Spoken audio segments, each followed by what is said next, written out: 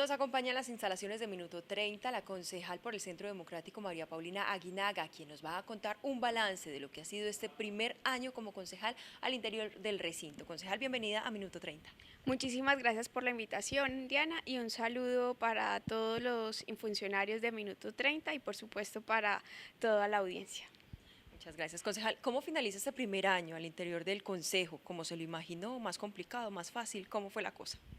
La verdad es que cuando empecé tenía muchísimas expectativas, pero sin duda alguna el balance de este año es un balance muy positivo. Se aprendió, se hizo la tarea, se estudió y también se gozó este nuevo rol en el que estuve. Creo que fue muy productivo desde el punto de vista del aprendizaje. Yo sigo insistiendo que el consejo, más que una maestría, es un doctorado donde uno tiene la oportunidad de adquirir conocimiento técnico sobre muchísimos temas, porque ahí se tratan todos los temas de la ciudad, pero adicionalmente ese manejo de las relaciones interpersonales también son supremamente importantes y creo que ha sido una gran experiencia para mí a nivel profesional y a nivel personal. Además también he tenido la oportunidad de conocer gente maravillosa y también de hacer una muy buena relación con algunos de mis compañeros.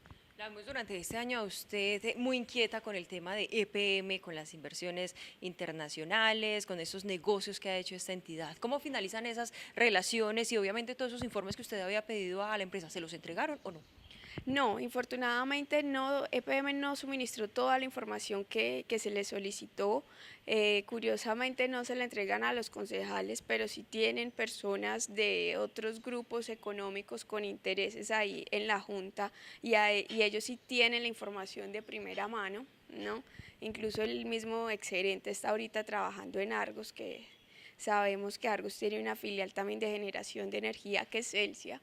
Pero bueno, yo creo que más allá de eso se vienen son los retos de seguir haciendo control político a las diferentes inversiones que ha hecho EPM en el exterior, de estar atentos, vigilantes, que la inversión, el empleo y los recursos primero sean para Medellín, Antioquia, y cuando hayamos hecho la tarea acá, EPM sí puede salir a hacer inversiones con responsabilidad y con rentabilidad, porque no es posible que al exterior se vayan a hacer malas inversiones cuando acá todavía tenemos grandes falencias en términos de servicios públicos. Concejal, ¿en algún momento cambió como la razón que le daban a usted para no entregarle como esas cifras que usted entregaba o esos datos que usted estaba pidiendo? ¿En algún momento cambió el discurso? ¿Le dijeron el motivo real y usted quedó conforme definitivamente?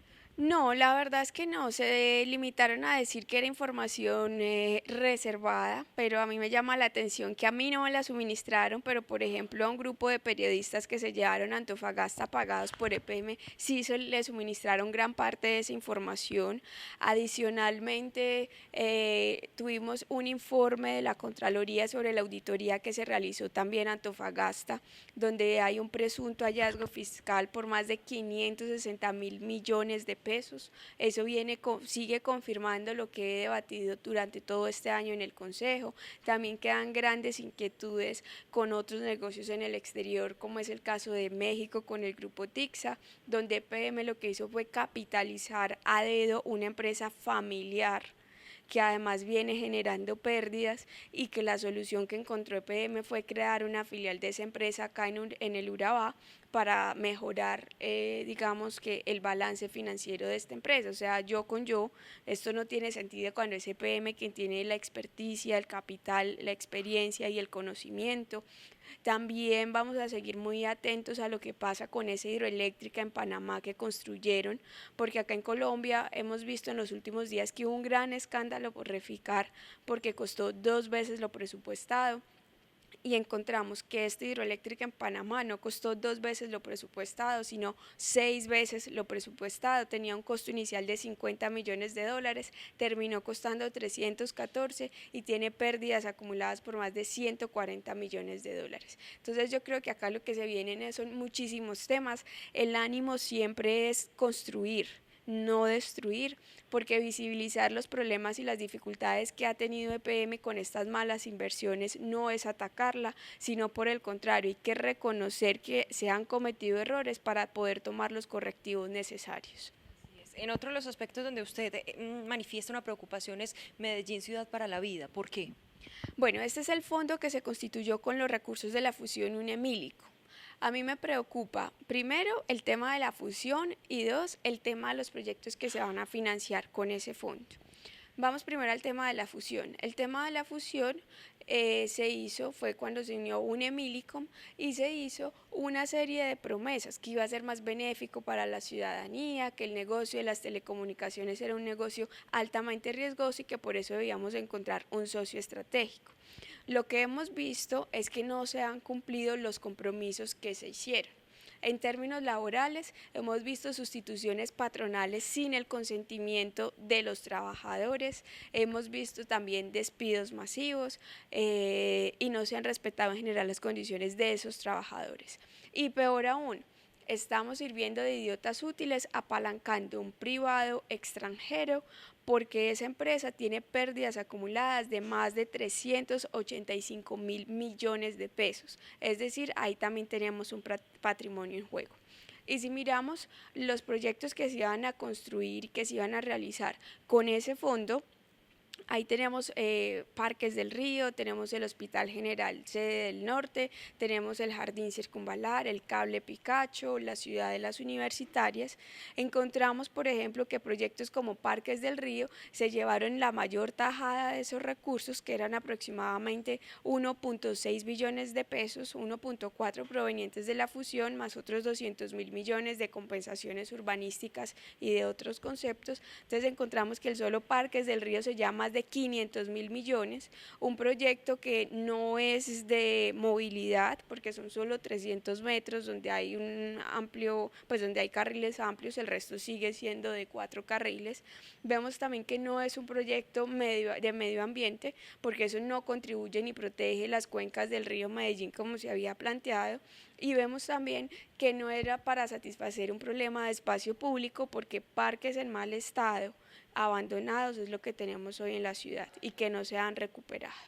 Entonces preocupa que se haya preferido seguirle dando recursos porque esta administración además le adicionó unos recursos importantes a Parques del Río, no solamente la administración anterior, para hacerle una cirugía estética a la ciudad y dejamos sin recursos un proyecto tan importante como es por ejemplo el Hospital General de la Sede Norte, en la comuna nororiental de Medellín que tiene grandes falencias en los temas de salud, que no hay un centro asistencial de alta complejidad y que ese hospital general iba a ser el llamado a suplir esta necesidad.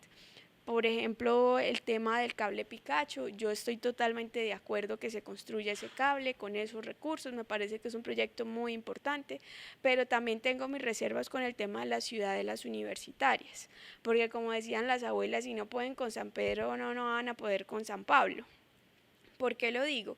Porque en este momento las 3 instituciones de educación superior del municipio tienen dificultades económicas, cada vez los recursos que les gira al municipio son menores porque no están indexados a la inflación, pero ellos sí tienen que seguir recibiendo los estudiantes, ellos no le pueden decir a un estudiante, oiga, no, a no ser que haya un motivo de peso, no cumpla o no pase o ya limiten pues los cupos, ¿cierto? Entonces lo que uno ve es que esas 3 universidades, el Pascual Bravo, el ITM y el Colegio Mayor hoy tienen dificultades económicas y se van a construir 2 ciudadelas universitarias que simplemente va a ser más cemento, pero que no se va a tener en cuenta, por ejemplo, el tema de la dotación, no hay un modelo de sostenibilidad claro, el gobierno nacional nuevamente castiga a Antioquia y no le da un peso, y lo peor aún, ¿cuál es el sostenimiento? Si estas 3 instituciones tienen problemas de acreditación porque no tienen los profesores de planta requeridos, ¿cómo vamos a hacer otras 2 ciudadelas universitarias? ¿Dónde van a estar esos profesores? ¿Quién va a asumir esos costos? Entonces a mí sí me preocupa, yo con esos recursos tal vez hubiera construido solamente una de esas y hubiera apostado por fortalecer y por dotar las 3 que ya tenemos. Concejal, hablemos acerca de la estrategia Clúster, porque si no estoy mal, el mes de octubre o noviembre presentaron como una nueva estrategia que iba como a modificar o a rediseñar la estrategia como tal. Cuéntenos cómo finalizaste. Bueno, recordemos que hace más o menos 10 años, si mi memoria no me falla, en Medellín se creó la estrategia Clúster, que era como una alianza del sector público y el sector privado para apostarle a ciertos sectores de la economía para que la ciudad fuera competitiva. Ahí tenemos el clúster textil, el clúster también de las TIC, telecomunicaciones, el de turismo, el de energía, bueno, son aproximadamente unos 6 clústeres. o seis clústeres que agrupan varios sectores económicos. Tuvimos un debate también de control político para mirar cuál había sido el impacto de estos clústeres en términos de Producto Interno Bruto de la ciudad, en términos de generación de empleo. Realmente, ¿cuánto empleo están generando estos clústeres? ¿Ha funcionado? ¿No ha funcionado? ¿Qué se debe hacer? Y la verdad es que yo me quedé pues sorprendida, porque lo primero que uno tiene que hacer para evaluar una estrategia, un programa, una política pública es tener las cifras. Y de verdad que es desconcertante que no existan cifras de en cuánto contribuye cada uno, no el global, sino cada uno de esos clústeres al Producto Interno Bruto de la ciudad, a la generación de empleo, qué tipo de empleo necesitan, cómo esa caracterización. Entonces no se tiene eso, pero ya se está pensando en especialización inteligente. O sea, no sabemos ni siquiera cómo nos fue con el tema de los clústeres y ya vamos a pasar a otra cosa que no se sabe ni siquiera cómo se come. Entonces queda uno como con ese sinsabor. Además, porque yo creo que Medellín está en un momento crucial en términos económicos. Ya no es la ciudad industrial, claramente, ya también el sector textil, de la moda, de la confección, si bien es cierto fue un sector muy importante para Medellín, hoy tenemos que repensarlo porque nosotros no podemos competir con la maquila y con los precios que tienen los países asiáticos, porque además hemos visto que estos pequeños talleres, principalmente de mujeres cabeza de familia en los diferentes barrios de Medellín, no han contribuido a disminuir la pobreza, porque las condiciones laborales de estas personas son supremamente difíciles, son personas que no tienen seguridad social, que les pagan es una suma de dinero mínima por prenda que fabriquen, que corten o que cosan, y que el día que se enfermen o no puedan trabajar se quedaron sin ingresos, ¿no? Entonces está claro que ese sector textil ya ahí no tenemos, y de moda y confección, ya ahí no tenemos una ventaja competitiva, en mi opinión. Si bien es cierto, todavía hay una cantidad de gente empleada ahí, hay que mirar hacia otros sectores que sí pueden ser un potencial para la ciudad. Creo también que el tema de turismo, de eventos empresariales e internacionales puede ser un gran potencial para la ciudad, porque esto dinamiza la economía, esto genera empleo para mano de obra calificada y no calificada, y en ese sentido también la ciudad y esta administración tendría que hacer una gran apuesta para fortalecer Plaza Mayor, y tenemos grandes ejemplos como es el caso de Corferias en Bogotá, como es el caso también de Barranquilla, que está siendo un mega centro de convenciones, en Cartagena también. Entonces yo creo que acá se vienen grandes retos, pero sí hace falta mayor voluntad política para potencializar esos sectores donde sí podríamos tener una ventaja competitiva, no solamente a nivel de Colombia, sino también a nivel de Latinoamérica. ¿Qué estamos haciendo nosotros mejor que los otros, que en lo que nos podamos especializar? ¿Pero cree que durante este periodo de gobierno se puede avanzar algo en el tema? Lo que pasa es que yo creo que se deben definir cuáles son las prioridades económicas, porque lo que yo decía al principio, a Parques del Río se le mete más de 500.000 millones de pesos, y a Plaza Mayor, que requiere una inversión importante para modernizar ese centro. Imagínense que hay salones que ni siquiera tienen aire acondicionado, que son cosas mínimas para un recinto de esta categoría. No se le dan los recursos, entonces uno queda como triste y desmotivado, pero yo también creo que esa también es la labor del concejal, hacer incidencia política para que este tipo de cosas sí tengan importancia, sí tengan relevancia, y la mejor forma de mostrar la relevancia de algo es con la asignación de recursos, porque pueden haber cosas muchísimo más importantes, pero mientras no tengan recursos pues no van a tener nada y solo se van a quedar en proyectos y en buenas intenciones. Concejal, uno de los temas que se llevó también a debate fue el tema de los pagadiarios, porque hasta las autoridades dicen que sí, que definitivamente estamos invadidos por los pagadiarios en los diferentes barrios y comunas de la ciudad. Cuéntenos en este aspecto qué se logró avanzar y qué viene. Bueno, desde el plan de desarrollo yo fui muy insistente que el mal llamado Banco de los Pobres, porque a mí no me gusta llamarlo así, que es el Instituto de Microfinanzas que tiene la alcaldía, debería ser muchísimo más agresivo y más flexible en los diferentes programas de crédito y llegarle más a la gente. especialmente las personas de estrato 1, 2 y 3, que son las que no están bancarizadas y son las que se les dificulta acceder al crédito.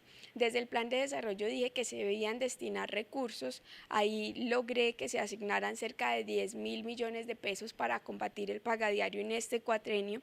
Si bien son unos recursos importantes, siguen siendo insuficientes frente a la dinámica que ha tomado el fenómeno del pagadiario en los grupos armados ilegales que operan hoy en la ciudad, porque están altamente tecnificados, tienen su propio grupo que van y cobran en moto, adicionalmente han exportado el modelo a otros países de América Latina y demás. Pero yo sí creo que debe haber una respuesta institucional muchísimo más fuerte, que ese banco debe ser reestructurado. Me prometieron también que este año iban a presentar el proyecto de acuerdo para reestructurar el banco, para quitar cosas que dificultan que las personas accedan al crédito, como es el caso del señor que vende aguacates, va y presta en el pagadiario, se compra los aguacates por la mañana en la minorista, los vende en su carreta todo el día, y así se va haciendo un poco lo del diario. Si este señor quisiera acudir al Banco de los Pobres, tendría que llevar fiador con propiedad raíz,